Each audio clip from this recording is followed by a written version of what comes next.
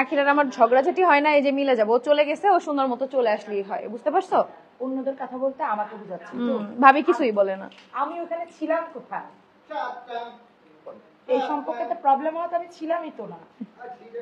পাশের বাসার ভাবি এতটা প্রায়োরিটি কেন দিবে? কালকে যখন আমার জামাই অ্যাক্সিডেন্ট করে রাস্তায় পড়েছিল, ওই পাশের বাসার ভাই যাই উদ্ধার করছে, আপনারা আসেন নাই। হ্যাঁ, আপনাদের আখি আপু আসে নাই, যখন কলের পর কল দিছি কল ধরে নাই। ওটা লাইভে এসে বুঝতে পারছেন? এটা লাইভে এসে বলছে। কি বলছে? তুমি ফোন দিছো, তোমার ফোন ধরে নাই। হ্যাঁ, ফোন ধরে নাই তো কি হয়েছে? ফোন ধরে নাই আমার। কি করতেছে পাগল? One get done. Thank you so much সবাইকে। আমি জীবনে বুঝিনি আজকে লাইভে 1K ফলোয়ার হয়ে যাবে। Thank you. তুমি বলছিলা শুরুতে যদি আজকে 1K আল্লাহ, কংগ্রাচুলেশন। ইয়া ডান, ইয়া ডান ডান। দাও দাও দাও দাও, শাড়ি দাও, শাড়ি দাও, ভাবে শাড়ি দেখাও। শাড়ি দাও, শাড়ি দাও তাড়াতাড়ি, আমি শাড়ি নিয়ে আসি। ধরো, সবাই রেডি? 1 2 3 অ্যাকশন। ইয়ে!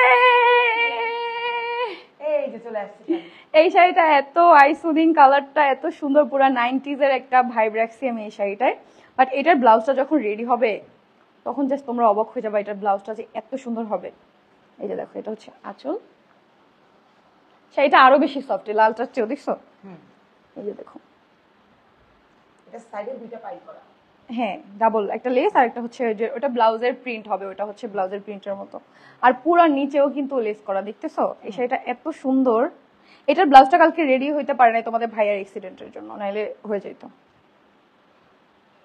এই যে দেখো, কুচি দেওয়ার পরে এরকম হবে। ধরো, এনো,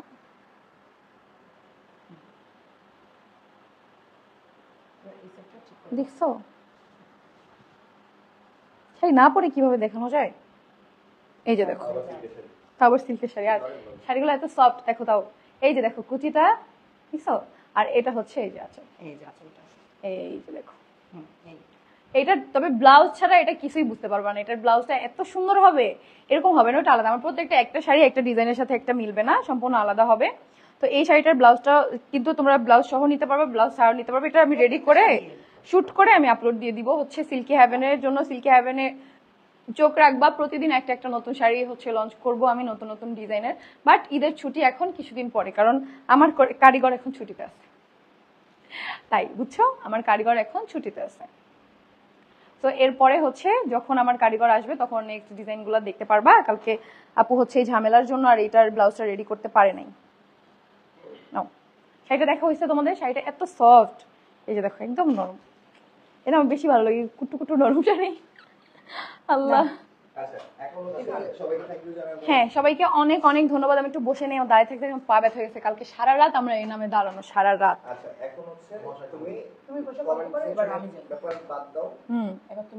এই শাড়িটা আরো বেশি সুন্দর। হ্যাঁ, শাড়িটা আরো বেশি সুন্দর। হ্যাঁ বলবো কালকে। আচ্ছা, তুমি বাসে যাবে এখন? ওয়াও, এটা অনেক সুন্দর আর প্রিটি। Thank you. আমি তো জানি আজকে তোমার অ্যানিভার্সারি না? হ্যাঁ, আজকে আমার অ্যানিভার্সারি। প্রাইসটা বলো। হোয়াইট শাড়িটা লাগবে, ইনবক্স করে ফেলো হোয়াইট শাড়িটার জন্য। সিল্কি হবে না, অবশ্যই প্রত্যেকটা শাড়ি প্রি অর্ডার দিতে হবে। মাশাআল্লাহ মাশাআল্লাহ, থ্যাংক ইউ। ইন্ডিয়ান 90 দশকের শাড়ি নায়িকারা পরতো, ওইরকম লাগছে। হ্যাঁ, ওই রকমেরই একটা ইয়া রাখছি আমি, থিম রাখছি। ব্লাউজটা রেডি হওয়ার পর পুরোপুরি বুঝতে পারবো, আমি ওটা শ্যুটটা যখন করব তখন পুরোপুরি বুঝতে পারবো এটা এত সুন্দর হবে। Tata tata. দাম কত আপু? আপু আমি এখনো একটারও প্রাইস ফিক্সড করি না। আমি আগে ব্লাউজ বানাবো, আমার ওটায় কত খরচ পড়বে, তারপরে আমি প্রাইস ফিক্সড করব। তারপর হচ্ছে তোমাদেরকে অবশ্যই আমি হচ্ছে সিল্কি হ্যাভেনেই আমি পোস্ট দিয়ে দিব আমার পেজে শাড়ির জন্য। তোমাদের হচ্ছে আচ্ছা, আরেকটা মাইক্রোফোন কোথায়? অফকোর্স। Thank you. আল্লাহ, প্রাইসটা বলো আপু। সিল্কি হ্যাভেনের সাথে একটু কানেক্টেড থাকো। আমি এখনো দেখো নতুন যেহেতু ডিজাইন করছি, আমি এখনো প্রাইস ফিক্সড করি নাই। করে আমি হচ্ছে পেজের ক্যাপশনেই দিয়ে দিব, কারণ আমার প্রাইস জানার জন্য ইনবক্স করাটা আমার খুব লেম লাগে। আমি যা প্রাইসে সেল করবো ওইটা আমি তোমাদের হচ্ছে পোস্টে দিয়ে দিব।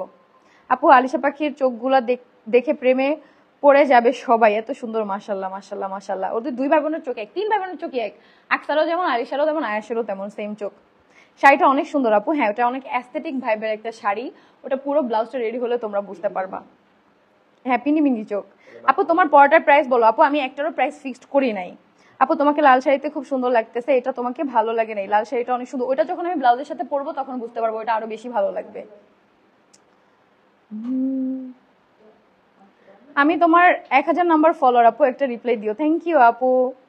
নামটা বলো। মিথিলা বিশ্বাস। আসসালামু আলাইকুম। ওয়ালাইকুম আসসালাম। আর কমেন্ট করতাম না। Take my name. Farin Ahmed. বুঝতে পারছো? পড়ছি। তিশা আপু অনেক ভালো। যাও, একটা পজিটিভ কমেন্ট করলাম আপুকে নিয়ে, যাও আমাকে ভাইরাল করে দাও।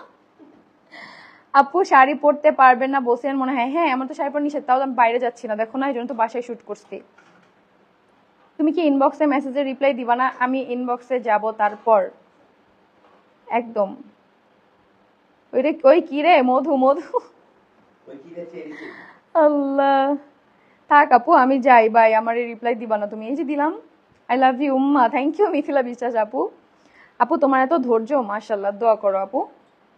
আপু তুমি কেমন আছো? আলহামদুলিল্লাহ। কমেন্ট করতে করতে হাত ব্যথা হয়ে গেল, আমি যে লাইভে কথা বলতে বলতে আমার মুখ ব্যথা হয়ে গেল। আপু জার্মানি থেকে দেখছি তোমার লাইভটা, পেজটা ফলো করতে বলো। ফাউজিয়া স্বর্ণ, এটা তোমার কিসের পেজ? তোমার যে ভালো লাগে আপু। Thank you. টিয়া আপু, সাদিয়ার বাচ্চা, তুমি এত সুন্দর কেন বলো তো? তোমার মন চাইতেছে উঠাই নিয়ে আসি। আমি এখন পোস্ট দিব, আমার লাইফ রিস্ক আছে, আমাকে উঠাই নিয়ে যেতে চায় মানুষ। ঠিক আছে, আমার আইডিতে আমি লগ ইন করতে পারিনি, তারপর আমি পোস্ট দিব।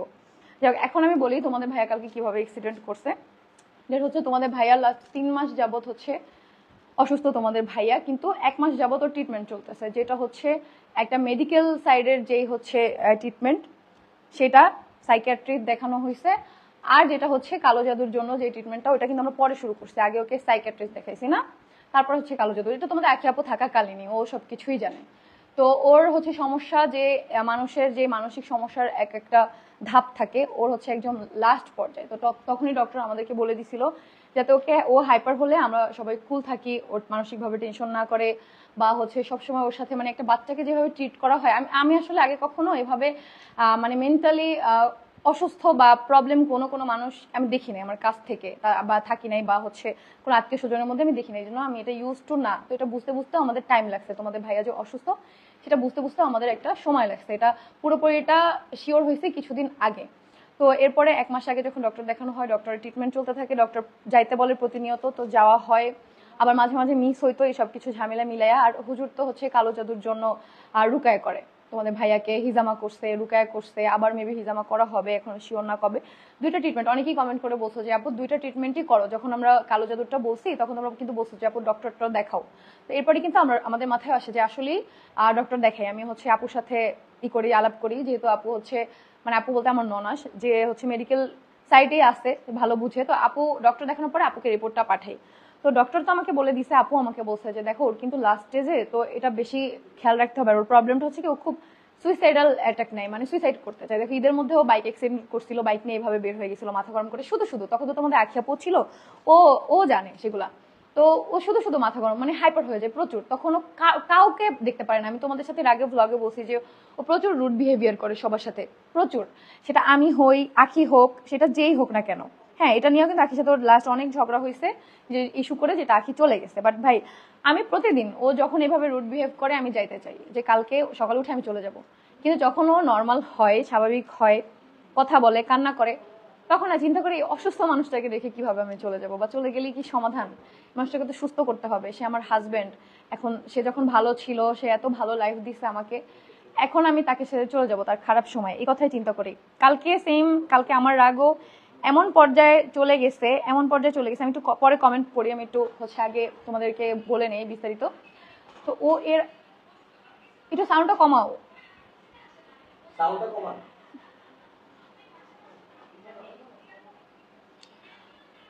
তো এরপরে হচ্ছে যে আমি মনে করো যেটা বলতেছিলাম, তুমি অনেক বেশি ভালো। আচ্ছা দাঁড়াও, আমি কমেন্ট পরে পড়ি, আমি হচ্ছে আগে তোমাদের বইলা নেই, না হলে হচ্ছে আমি বলতে পারবো না। তো এরপরে তোমাদের ভাইয়া এর আগেও আমি জানি না কালকে লাইভটা কেউ দেখছো কিনা, কালকে তোমাদের ভাই লাইভে গেছিল, এর আগে টিয়া পেজ থেকে 2 দিন লাইভে গেছে আখি থাকাকালীন। তখনও হচ্ছে ওর কাছ থেকে ফোন নিয়ে গেছি আমি, আখি, আমরা। ও লাইভে যে এভাবে মানে যখন হাইপার হয়ে যায়, লাইভ করতে চায়, যে লাইভে যে বলবে এটা সেটা, আমি ভালো না, আখি ভালো না, বা ও ভালো না, এক এক সময় এক একটা কথা বলে। ওই দিন হচ্ছে ভোর মেবি 4টার দিকে লাইভে গেছিল, তোমরা কেউ দেখছো কিনা জানি না, পরে আমি ওটা হচ্ছে ডিলিট করে দিছি। আখি ফোন এনে আমার কাছে দিছিল, আমি ডিলিট করে দিছি। এরপরে কালকেও কিন্তু ও লাইভে গেছিল, তখন হচ্ছে আরিফ মামা ফোনটা ওর কাছ থেকে নিয়ে ডিলিট করে দিছে। ও এরকম করে। তারপরে লাইভটা কাটার পরে ও আরো হাইপার হয়ে যায়, যে ওর কাছ থেকে ফোন নেওয়া হয়েছে। হাইপার হওয়ার পরে আমি হচ্ছে না, ও নিজেই ওর বাসায় কল দেয়, ওর আব্বুকে কল দেয়, ও ভাইগনা আরিফোর একটা থাপ্পড় মারছে ফোন নেওয়ার জন্য, ঠিক আছে, যে তুই লাইভে যাইতেছস, তুই কি করতেছস। আমরা জানি ও সবাই অসুস্থ, কিন্তু দেখো কে কতক্ষণ রাগটা কন্ট্রোলে রাখতে পারে। 3 মাস ধরে এগুলো ফেস করতেছি। আসলে আমরা বাসার প্রত্যেকটা মানুষ, শুধু আমি বউ বলে বা